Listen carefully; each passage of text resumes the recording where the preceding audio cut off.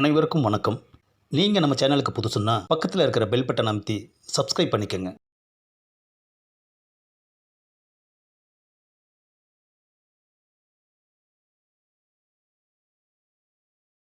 தமிழ்நாட்டில் கும்பகோணம்னு 2 கும்பகோணமா? டேய், ஒன்று தாண்டா. ஓப்பனிங்கில் ஒரு பில்டப் வேண்டாமா? அதான் அந்த கும்பகோணம் பக்கத்தில் அழகான ஒரு கிராமம். சொத்து சுகத்துக்கெல்லாம் பஞ்சமே இல்லைடா. எங்கள் அப்பா ஒரு வாத்தி. சின்ன சின்ன முட்டலாக இருந்து ஒரு கட்டத்தில் அதுவே எனக்கும் வாத்திக்கும் வெட்டலாக மாறிடுச்சு. என்ன தென்ன விட்டா ஏன் முன்னாடியே ரப்பா நிற்கிறான் பாரு. மனுஷன் ஆரம்பிச்சிட்டாரு. டேய் சேத்து, நான் சொல்கிறேன், நீ இந்த கும்பகோணம் காலேஜில் தான் படிக்கணும். இல்லைப்பா, நான் சென்னையில் தான் படிப்பேன். எப்பா, என்னம்மா அறையிறாரு மனுஷன். ஆஹா, நம்ம சொன்னதுக்கு நம்ம அம்மா காமாட்சி அறையிறாரே.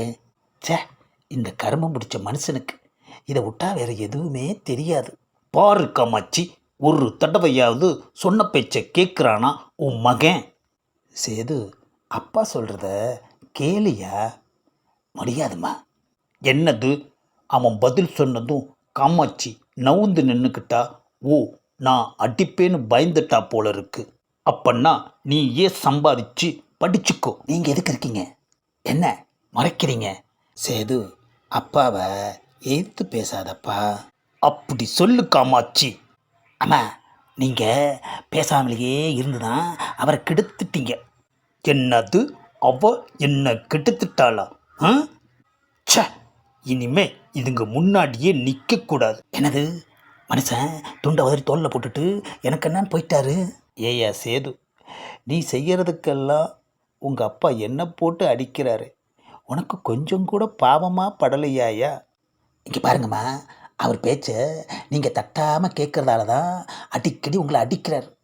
அதிலிருந்து வெளியே வாங்க, அப்போ தான் அவர் பயப்படுவார். என்னால் வர முடியாது சேது. எனக்கு கணவர் தான் கண்கண்ட தெய்வம். அப்போ நான் தினமும் கண்ணு வைங்கிற அளவுக்கு வாங்கிக்கிட்டே இருங்க. கடவுளே, என்னைக்கு தான் இவங்க பிரச்சனை தீருமோ? சாதிச்சிட்ட சேது, இந்தா ஒரு பெக்கடி. அப்பாடா. ஆமாம், படிப்பு செலவுக்கு என்ன பண்ண சேது? எங்கள் தாத்தாவோட நிலத்தை விற்று படித்தேன்டா. படிப்பு முடிஞ்சதுக்கப்புறம் மறுபடியும் வேலை விஷயத்தில் நாங்கள் 2 பேரும் முட்டிக்கிட்டோம்.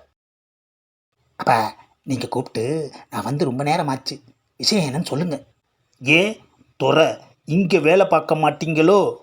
முடியாது, சென்னையில் தான் வேலை பார்ப்பேன். போனா போகுதுன்னு விட்டா சுத்தமாகவே என் பேச்சை நீ கேட்க மாட்டேங்கிறியே. உன் மனசில் நீ என்ன தான் நினச்சிட்டு இருக்க? கடவுளே, தள்ளி நின்றுக்குவோம், இல்லைன்னா இந்த மனுஷன் நம்மளை பொழந்து கட்டிடுவார். பாருங்கப்பா, கிளிக்கு ரெக்க முளைச்சிட்டா பறக்க விட்டுறணும். கூண்டுக்குள்ளேயே வச்சு அதை அடைக்க நினைக்கக்கூடாது, புரியுதா? அடைச்சா என்ன செய்வ? கூண்டையே உடச்சிக்கிட்டு வெளியில் வந்துடுவேன். நல்ல வேலை நாம் தள்ளி நின்னோம், இல்லைன்னா சேது பேசின பேச்சுக்கு நம்ம கண்ணும் பொழந்திருக்கும். என் பேச்சை நான் உன்னை கேட்க வைக்கல. உனக்கு நான் அப்பன் இல்லை சேது. விவரம் தெரியாத வரைக்கும் உங்கள் பேச்சு தானே தட்டாமல் கேட்டேன், அது போதாதா? அப்போ கேட்டது பத்தாது, இப்போவும் நீ கேட்டே ஆகணும். உங்கள் அம்மா, ஊர்க்காரங்க, கட்சிக்காரங்க, சொந்தக்காரங்க எல்லாரும் என் பேச்சை கேட்குறாங்க. ஆனால் நீ மட்டும் என்னை அசிங்கப்படுத்திட்டே இருக்க.